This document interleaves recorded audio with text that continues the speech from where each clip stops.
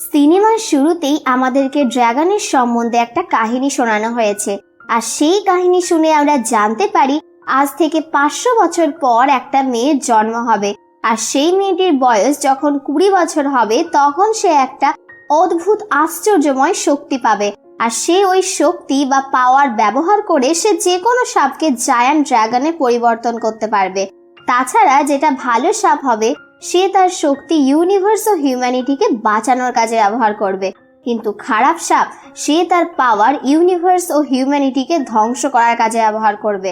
আর এখন 500 বছর পর সেই সময় চলে এসেছে। এরপর আমাদেরকে দেখানো হয়েছে শহরের মধ্যে আকাশ থেকে কিছু একটা পড়ে বিশাল বড় ধামাকা হয়েছে, আর সেই জায়গাটাকে দেখে মনে হচ্ছে সেখানে যেন কোনো স্পেসশিপ ক্র্যাশ করেছে। আর তাই সেখানে অনেক পুলিশ অফিসার ও রিপোর্টার তারা সবাই এসে উপস্থিত হয়েছে। সেখানে এই ব্যক্তি ওই প্রেডিকশনের সম্বন্ধে সবাইকে সচেতন করতে চাইছে। মানে সিনেমার শুরুতেই আমাদেরকে যে কাহিনী শোনানো হয়েছে সেই কাহিনীটা যে এখন সত্যি হতে চলেছে সেটাই সে সবাইকে বোঝানোর চেষ্টা করছে। এরপর আমরা সেখানে ইথেন নামের এক রিপোর্টারকে আসতে দেখি এবং সে এখানে এসে চারিপাশের দৃশ্য রেকর্ড করতে শুরু করে। কিন্তু রেকর্ড করার সময় সেখানে থাকা একটা চিহ্ন দেখে তার মনে হচ্ছিল সে যেন এমন জিনিস এর আগেও অন্য কোথাও দেখেছে, কিন্তু সেটা সে কোথায় দেখেছে সেটাই সে কিছুতেই মনে করতে পারছে না। এরপর সে সেখান থেকে তার অফিসে ফিরে এসে অফিসে বসেও সেই চিহ্নের ছবি দেখে সেটার সম্বন্ধেই ভাবতে থাকে। আর ঠিক তখনই আচমকা তার নজর তার গলায় থাকা লকেটের দিকে যায়, যেটা আজ থেকে প্রায় 15 বছর আগে জ্যাক নামের এক ব্যক্তি তাকে দিয়েছে। মানে ইথেন যখন ছোট ছিল তখন তাকে দিয়েছে। কিন্তু এখন প্রশ্ন হলো জ্যাক কে? এই প্রশ্নের উত্তর আমরা কিছুক্ষণ পরেই পেয়ে যাব। সে যাই হোক, এরপর ইথেনের মনে হচ্ছিল এই চিহ্নের সঙ্গে সেই কাহিনীর নিশ্চয় কোনো না কোনো মিল আছে, যেটা তাকে আজ থেকে প্রায় 15 বছর আগে জ্যাক তাকে শুনিয়েছিল। যাই হোক, এরপর আমাদেরকে অতীতের একটা সিন দেখানো হয়েছে। আজ থেকে প্রায় 15 বছর আগে যখন ইথেন ছোট ছিল তখন সে একদিন তার বাবার সঙ্গে একটা স্টোরে গিয়েছিল, আর সেই স্টোরের মালিক হলো জ্যাক। ইথেন তার স্টোরের মধ্যে ঢুকে এদিক ওদিক ঘোরাঘুরি করে সবকিছু দেখে বেড়াচ্ছিল, আর সেই সময় তার সামনে একটা বক্স নিজে থেকেই খুলে তার মধ্যে থেকে একটা লাইট বেরিয়ে ইথেনের শরীরের মধ্যে ঢুকে পড়ে। তাছাড়া সে ওই বক্সের মধ্যে ওই চিহ্নটাকেও দেখতে পায়, যেটা সে এখন প্রেজেন্ট টাইমে দেখে অস্থির হয়ে উঠেছে। আর তাই তো তার এমনটা মনে হচ্ছিল সে যেন এই চিহ্নটাকে এর আগেও কোনো না কোনো জায়গায় দেখেছে। যাই হোক, স্টোরের মালিক জ্যাক সেটা বুঝতে পেরে এমন রিয়াক্ট করে যেন তার হার্ট অ্যাটাক হচ্ছে, আর সে এমনটা করছে ইথেনের বাবাকে সেখান থেকে বাইরে পাঠানোর জন্য, যাতে সে ইথেনের সঙ্গে একলা কিছু কথা বলতে পারে। আর তাই তো সে হার্ট অ্যাটাকের বাহানায় ইথেনের বাবাকে ওষুধ আনতে বাইরে পাঠিয়ে দেয়, এবং সে তখন ইথেনকে একলা পেয়ে জানায়, তুমি যে লাইটটা দেখলে সেটা ভালো ইমোগি, সে জান্নাত থেকে এসেছে। তা শুনে ইথেন তাকে জিজ্ঞাসা করে ইমোগিকে। তার উত্তরে জ্যাক জানায় ইমোগি অনেক বড় একটা ক্রিয়েচার, তার সম্বন্ধে কোরিয়ার অ্যানসিয়েন্ট স্টোরিতে উল্লেখ করা রয়েছে। সে হিভেন পাওয়ার পর আরো বিশাল আকার জায়ান্ট ড্রাগনে রূপান্তরিত হয়ে যায়। অনেক বছর আগে হেভেন শহরে ইমোগি নামের একটা বিশাল বড় আকারের সাপ বাস করত। সেখানে তার অনেক সৈন্যরাও থাকতো, আর সেখানে প্রত্যেক 500 বছর অন্তর ইমোগিকে তার ভালো কাজের জন্য তাকে পুরস্কৃত করা হতো। তাছাড়া তখন ইমোগিকে চান্স দেওয়া হতো যাতে সে জায়ান্ট ড্রাগনের রূপ নিতে পারে, কিন্তু তার আগে তাকে হেভেন থেকে আসা পাওয়ার তাকে হাসিল করতে হতো, কারণ সেই পাওয়ারের সাহায্যেই সে সাপ থেকে জায়ান্ট ড্রাগনে রূপান্তরিত হতে পারত। তাছাড়া সেখানে বুরাকি নামের আরো একটা অন্য খারাপ সাপও বসবাস করত। সেও হেভেন থেকে আসা সেই অদ্ভুত শক্তি হাসিল করতে চেয়েছিল। এছাড়া বুরাকির আর্মিরা এত বেশি শক্তিশালী ছিল যে সে তার সৈন্যদেরকে নিয়ে হেভেন থেকে আসা সেই অদ্ভুত পাওয়ার হাসিল করতে পারত, কিন্তু হেভেনের কেউ এটা চাইতো না যে খারাপ সাপ মানে বুরাকি সেই শক্তি পাক। এই কারণেই তখন সেই হেভেন পাওয়ার কোনো এক জায়গায় লুকিয়ে রাখা হয়েছিল। এরপর আবার আমাদেরকে আরো অতীতে অন্য একটা সিন দেখানো হয়েছে, আর এইবার সিন শিফট হয়ে কোরিয়ার 1507 সালের সিনে আমরা দেখি সেখানে তখন হেভেন পাওয়ার আকাশ থেকে এসে একটা বাড়ির মধ্যে পড়ে, আর সেই বাড়িটা ছিল সেই গ্রামের লিডারের। হেভেন পাওয়ার তার বাড়িতে পড়ার পর তার স্ত্রী একটা কন্যা সন্তানের জন্ম দেয়, আর সেই কন্যা সন্তানের শরীরের মধ্যে ছিল হেভেনের পাওয়ার। আর তাই সেই ছোট্ট কন্যা সন্তানের শোল্ডারে একটা রেড ড্রাগনের চিহ্ন ছিল। কিন্তু লিডার সেই পাওয়ার সম্বন্ধে কিছুই জানতো না। কিছু বছর পর লিডারের মেয়ে একজন বাহাদুর ওরিয়ার হান্টার ও তার মাস্টারকে পাঠানো হয়, যাতে তারা সেই হেভেন পাওয়ার দুষ্ট সাপ মানে বুরাকির হাত থেকে রক্ষা করতে পারে। কারণ বুরাকি এটা জানতে পেরে গিয়েছিল যে হেভেন পাওয়ার এখন কোথায় লুকিয়ে রাখা হয়েছে। একদিন মাস্টার লিডারের কাছে গিয়ে তাকে জানিয়ে দেয় যে তার মেয়ের কাছে হেভেনের পাওয়ার রয়েছে। অন্যদিকে আমরা দেখি সেই বাহাদুর ওরিয়ার হান্টার ও লিডারের মেয়ে তারা দুজনে একে অপরকে ভালোবাসতে শুরু করেছে। এর পরের সিনে মাস্টার সে তার শিষ্যকে ভালো ইমোগির সঙ্গে সাক্ষাৎ করাতে নিয়ে যায়।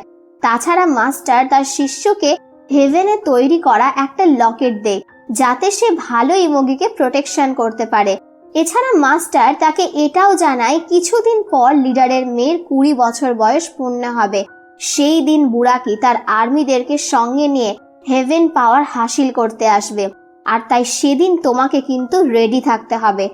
এরপর সেই দিন মানে যেদিন লিডারের মেয়ের 20 বছর বয়স পূর্ণ হলো, সেদিন বুরাকি তার সব ভয়াবহ কুখ্যাত সৈনিক নিয়ে এসে সেই গ্রামে আক্রমণ করে দেয় এবং লড়াইয়ের অবশেষে লিডারের মেয়েকেও বন্দি করে ফেলে। কিন্তু তারা রাস্তা দিয়ে যাবার পথে মাস্টার ও তার শিষ্য ওরিয়ার হান্টার তারা দুজনে এসে আচমকা তাদের ওপর আক্রমণ করে দেয়। এরপর তাদের মধ্যে লড়াইটা চলাকালীন সুযোগ বুঝে ওরিয়ার হান্টার লিডারের মেয়েকে নিয়ে সেখান থেকে পালিয়ে যায়। ওদিকে মাস্টার তখনও বুরাকির সৈন্যদের সঙ্গে একাই লড়াই চালিয়ে যায়। এদিকে ওরিয়ার হান্টার তার লকেট নদীর তীরে ফেলে দিয়ে লিডারের মেয়ের সঙ্গে বাকি জীবন ভালোভাবে কাটানোর আশায় আরো দূরে কোথাও পালিয়ে যেতে যায়। কিন্তু সে এমনটা করে হেভেনের নিয়ম ও আদেশ উল্লঙ্ঘন করে ফেলে। কিছুক্ষণ পর বুরাকি তাদের পেছন করতে করতে তারা তিনজন একটা উঁচু পাহাড়ের ধারে এসে পৌঁছায়। সেখানে বুরাকি তাদেরকে ধরার আগে তারা সেখান থেকে নিচে লাফ দিয়ে সুসাইড করে ফেলে। এর পরের সিনে প্রেজেন্ট টাইমে ইথেন ছোট থাকা অবস্থায় তাকে জ্যাক সেই লকেটটা দেয়, যেটা আজ থেকে 500 বছর আগে মাস্টার তার শিষ্য ওরিয়ার হান্টারকে দিয়েছিল। তা দেখে আমরা এটা বুঝতে পারি এই ছোট্ট ইথেনই হলো আজ থেকে 500 বছর আগে তার আগের জন্মে সে ওই ওরিয়ার হান্টার ছিল, আর তার মাস্টার এখন জ্যাক রূপে এই স্টোর চালাচ্ছে। তাছাড়া জ্যাক এখানে ইথেনকে এটাও জানায় যে এবার যে মেয়ের শরীরে হেভেনের পাওয়ার থাকবে তার নাম হবে সারা, আর তার শোল্ডারেও লিডারের মেয়ের মতো রেড ড্রাগনের চিহ্ন থাকবে। যেভাবেই হোক না কেন তোমাকে তাকে খুঁজে বের করতেই হবে। আমাদেরকে এই সমস্ত অতীতের ঘটনা দেখানোর পর প্রেজেন্ট টাইমে ইথেন তার ফ্রেন্ডের কাছে গিয়ে তাকে সারার সম্বন্ধে খোঁজ নিতে বলে। অন্যদিকে জিমের মধ্যে আমরা সারাকে দেখি। সে টিভিতে ইথেনের ফুটেজে সেই অদ্ভুত চিহ্নটা দেখে সে তখনই সেখান থেকে বেরিয়ে যায়।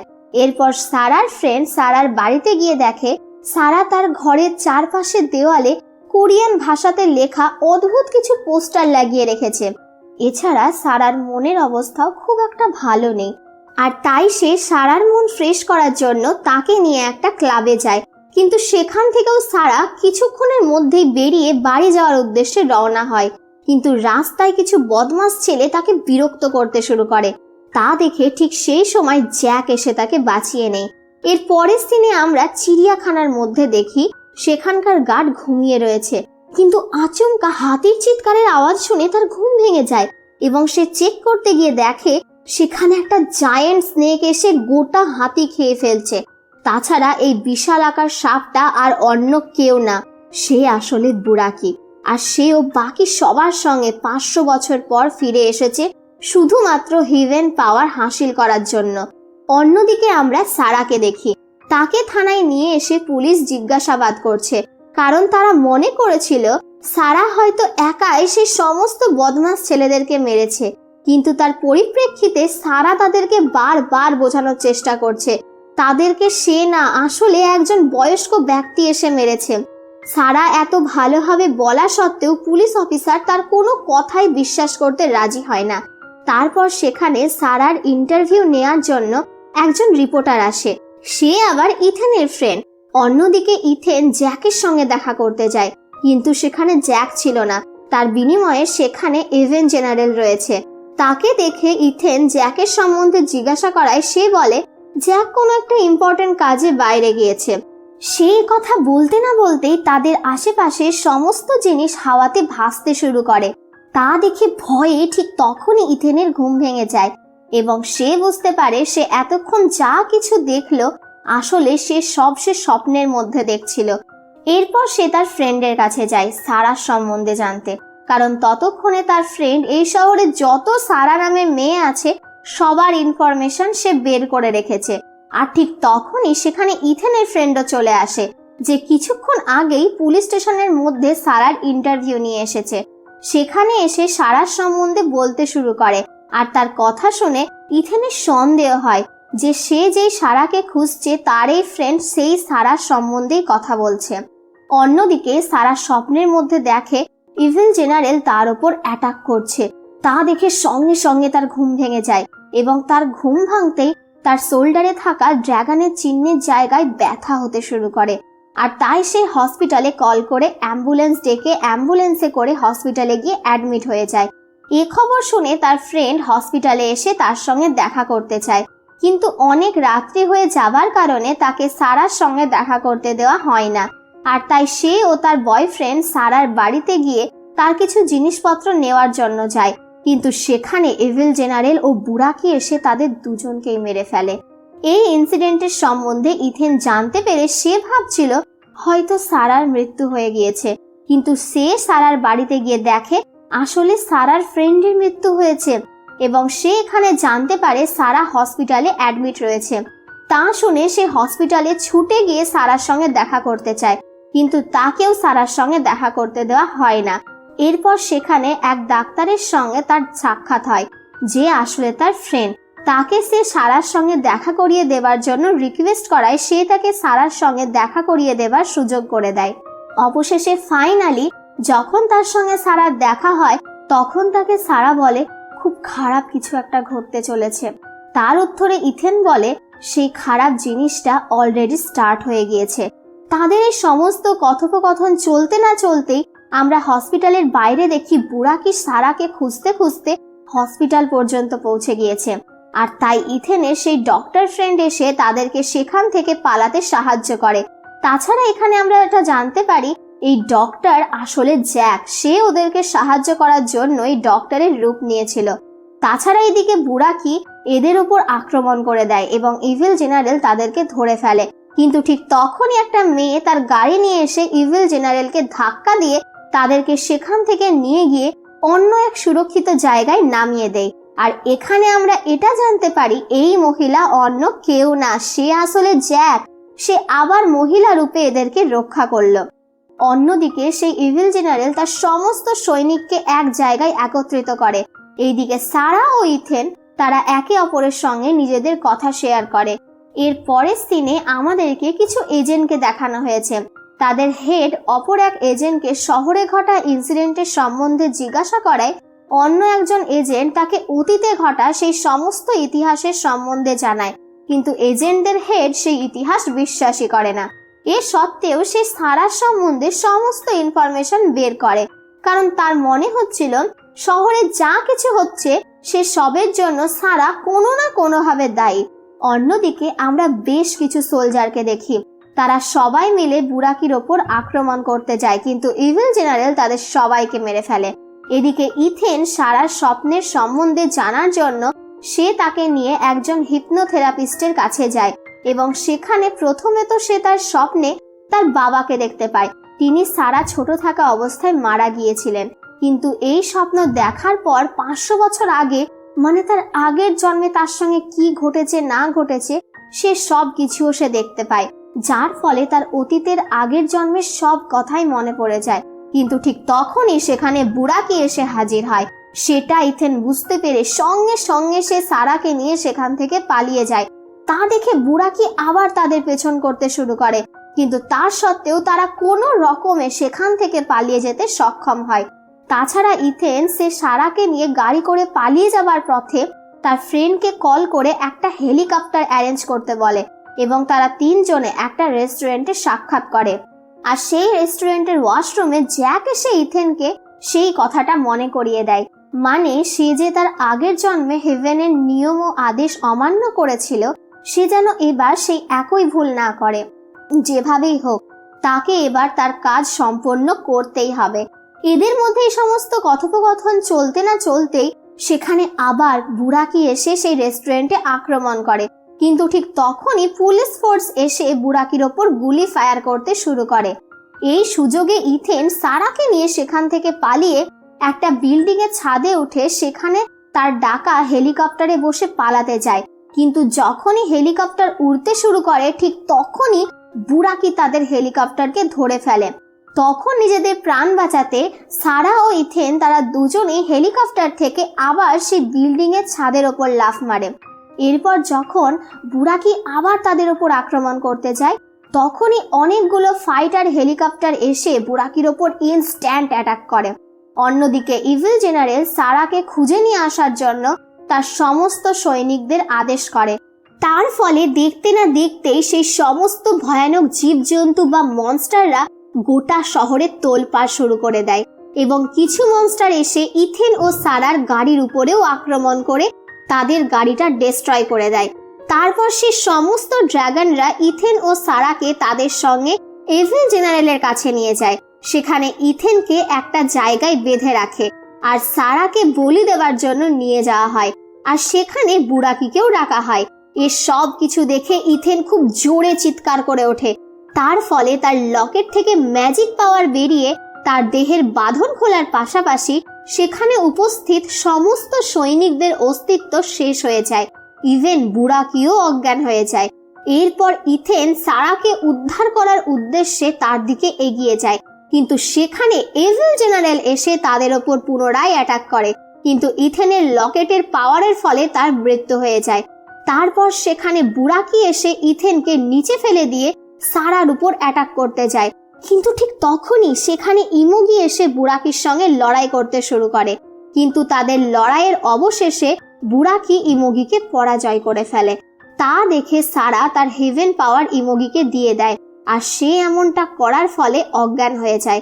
তাছাড়া হেভেন পাওয়ার ইমোগি পেয়ে যেতে দেখে বুরাকি আরো বেশি রেগে যায় এবং সে তার রাগ কন্ট্রোল করতে না পেরে পুনরায় ইমোগির ওপর অ্যাটাক করে। কিন্তু ইমোগি হেভেন পাওয়ার পাবার পর সে আরো বিশাল আকার জায়ান্ট ড্রাগনে রূপান্তরিত হয়ে যায়। তারপর আবার তাদের দুজনের মধ্যে ভীষণ লড়াই শুরু হয় আর এই লড়াইয়ের অবশেষে ইমোগি খুব খারাপভাবে বুরাকিকে পুড়িয়ে মেরে ফেলে। এদিকে তখন সারারও মৃত্যু হয়ে যায়। কিন্তু তার মৃত্যুর পর ইমোগির হেভেন পাওয়ারের সঙ্গে তার দেহটা মিশে যায় এবং সে আলোর রূপে ইথেনের সামনে এসে প্রমিস করে বলে, আমাদের দুজনের নিশ্চয়ই পরবর্তীতে মিলন হবে। এরপর ইমোগি হেভেন পাওয়ার মুখে নিয়ে সে পুনরায় স্বর্গে ফিরে যায়।